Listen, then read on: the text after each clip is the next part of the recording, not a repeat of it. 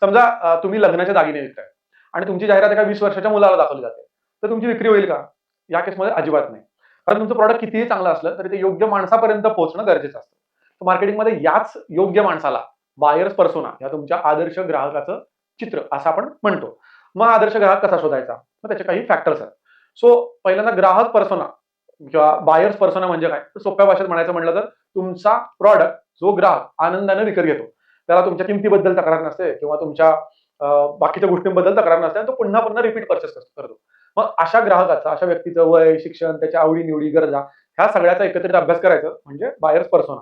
थोडक्यात आपल्याला ग्राहकाची कुंडली काढायला शिकता आलं पाहिजे. पहिल्यांदा काय काढायचं तर डेमोग्राफिक्स. डेमोग्राफिक म्हणजे काय? त्याचं वय किती? जेंडर कुठलं? स्त्री, पुरुष खरेदी करतात की दोघंही खरेदी करतात?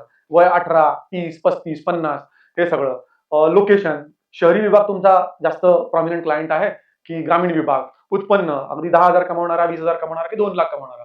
सो हे सगळं डेमोग्राफिकमध्ये येतं. दुसरं सायकोग्राफिक म्हणजे त्याची मानसिक माहिती की त्याला काय आवडतं. बऱ्याच वेळेला ट्रॅव्हल आवडणारे लोकं ट्रॅव्हल बॅग घेऊ शकतात. गॉगल्स घेऊ शकतात. सो आवडी-निवडी, क्रिकेट आवडतं, कशा प्रकारचे व्हिडिओ बघतो. त्यानंतर त्याचे फ्युचर काय त्याला बघायचं आहे. फॉर एक्झाम्पल Googleमध्ये सर्चेसमध्ये कळतं. कुकीज नावाची एक टेक्निकल कॉन्सेप्ट आहे. या गोष्टींनी त्याला लक्षात येतं की आपल्या ग्राहकाला सध्या घर घ्यायचं आहे, का इन्व्हेस्टमेंट करण्यात जास्त इंटरेस्ट आहे. सो मग त्याच्यावर लक्षात येतं त्याला घर विकायचं, का इन्व्हेस्टमेंट प्रॉडक्ट विकायचा. तिसरं सोशल मीडिया. सोशल मीडियावरून पण त्याची सायकोग्राफी कळू शकते, की तो Facebookवर जास्त वेळ घालवतो, की Instagramवर का YouTube बघणारा, शॉर्ट व्हिडिओ बघणारा, की लाँग व्हिडिओ बघणारा, कुठला माझा ग्राहक आहे. ही माहिती करून घ्यायला लागेल.